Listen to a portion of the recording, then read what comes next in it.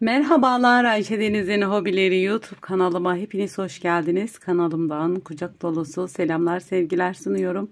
Evet, yine bir iki şiş örgü çalışması ile sizlerle birlikteyiz.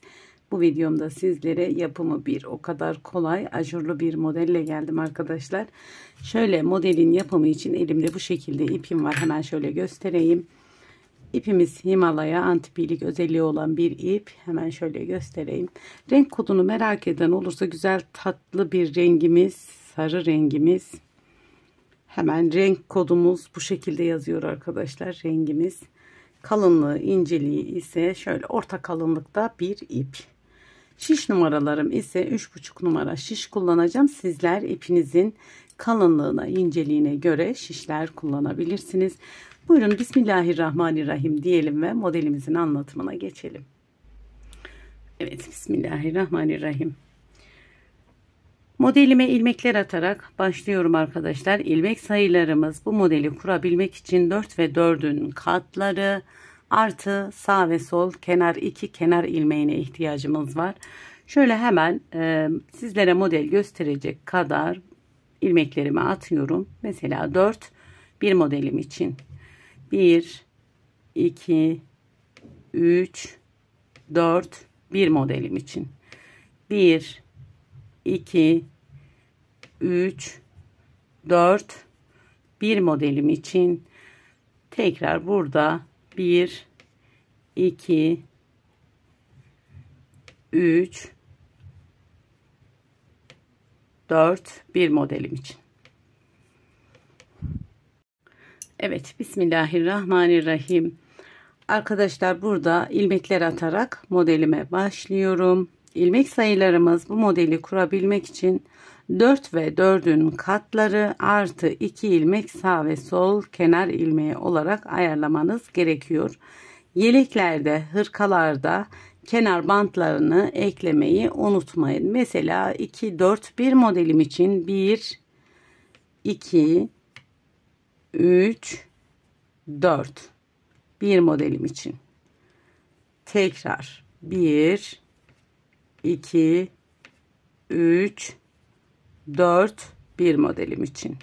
1, 2, 3, 4 bir modelim için. 1, 2, 3, 4 bir modelim için. Evet, bu şekilde ilmeklerinizi atabilirsiniz. Artı 1, 2 kenar ilmeği artı kenar bandı için ilmeklerinizi atın. Evet, hemen başlayalım dilerseniz modelimizin hemen anlatımına. Modelimizi ön yüzde kuracağız. Tabii siz dilediğiniz lastik modelini uygulayabilirsiniz. İlk sıram olduğu için ben lastiksiz modeli anlatacağım arkadaşlar. İlk sıram olduğu için bir sıra düz örüp modelimin ön yüzüne geçeceğim. Modelimin ön yüzünde kurmaya başlayacağım. Lastik gerektiren bir model.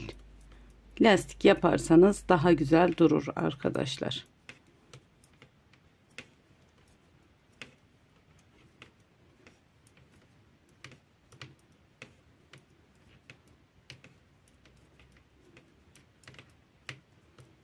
Evet, bir sıra düz örgümü ördüm ve modelimin ön yüzüne geçtim.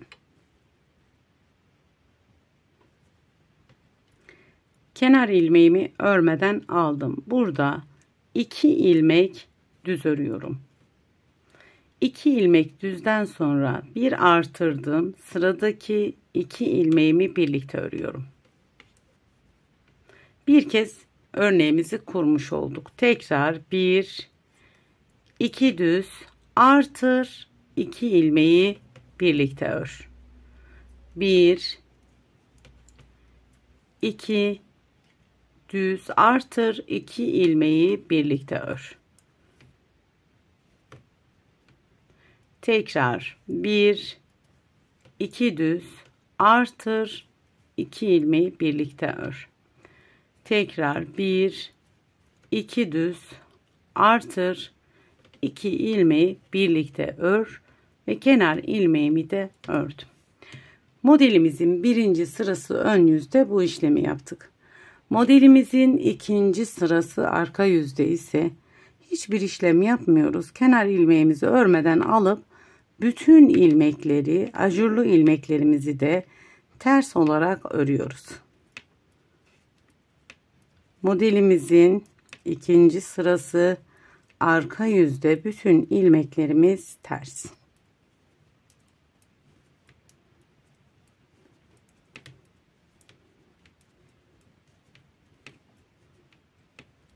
Aslında modelimizin tekniği bu arkadaşlar. Fakat örnekleri kaydırarak 4 sırada oluşuyor modelimiz. Şimdi 3. sırası ön yüzdeyiz. Burada ise şimdi tam tersini yapıyoruz. Kenar ilmeğimizi örmeden alıyoruz. Modeli kaydıracağız. Bir artırdım. 2 ilmeğimi birlikte düz örüyorum. Ajurlu bölüme geldiğimizde 2 düz.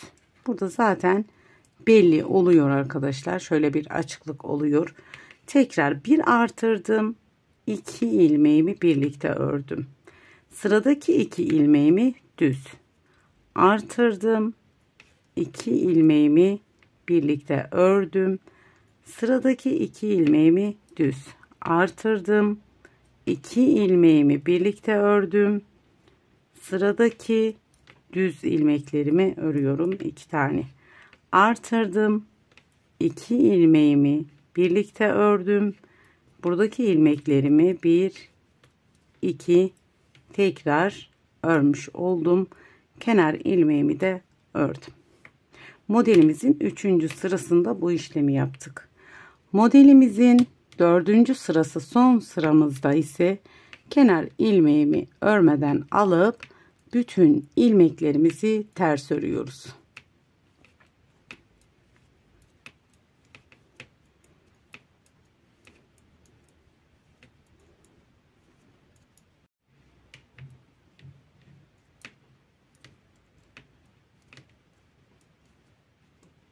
Yeni başlayanların bile kolaycık yapabileceği bir model arkadaşlar.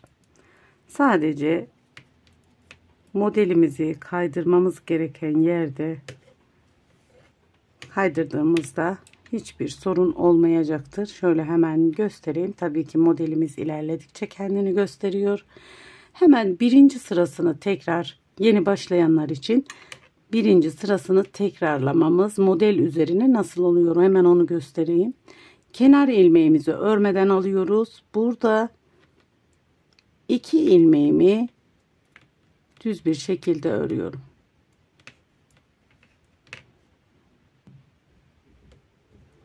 Bir artırıyorum. Sıradaki 2 ilmeğimi birlikte örüyorum. Sıradaki 1 2 düz ilmeğimi düz örüp bir artırıp tekrar 2 ilmeğimi birlikte örüyorum. Sıradaki ajurlu olan kısma denk geliyoruz. Hemen şöyle göstereyim. 2 ilmeğimi düz bir şekilde ördüm. Artırdım. 2 ilmeğimi birlikte ördüm. Sıradaki 2 ilmeğimi düz örüyorum. Artırdım. 2 ilmeğimi birlikte ördüm. Sırada 2 ilmeğimi düz ördüm. Artırdım. 2 ilmeğimi birlikte örüp kenar ilmeğimi de ördüm.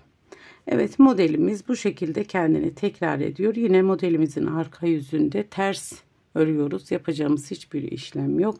Yine ikinci sırasında da üçüncü sırasında da yine örneklerimizin yerini değiştirerek tekrar eden bir model. Hemen şöyle ben modelimi birkaç sıra ilerlemiş olduğum örneğimin üzerinde göstereyim. Evet, hemen şöyle yapmış olduğum modelimi göstereyim arkadaşlar. Ajurlu bu şekilde görünen hoş bir model. Alt kısmına yine lastik uyguladım. Bu da lastiksiz yapmış olduğumuz kısım. Lastikle daha hoş duracaktır. Modelimizin görüntüsü bu.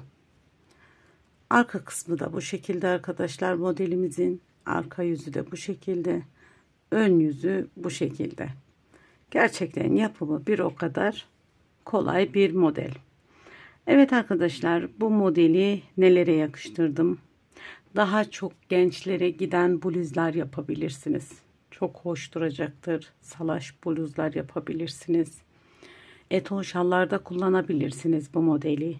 Hırkalar yapabilirsiniz. Yelekler yapabilirsiniz. Bebek örgülerinde kullanılabilir. Bebek örgülerinde yapabilirsiniz.